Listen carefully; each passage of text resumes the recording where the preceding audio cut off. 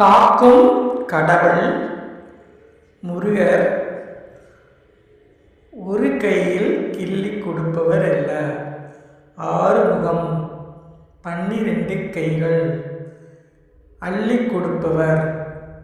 கலியுகத்தில் குழந்தை வடிவமாக அனைவருக்கும் அருள் கொடுப்பவர்.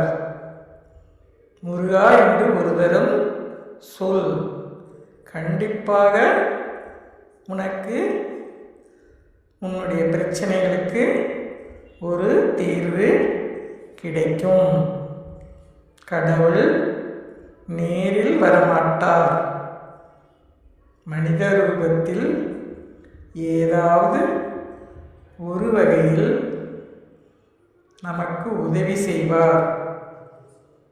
கஷ்டங்களை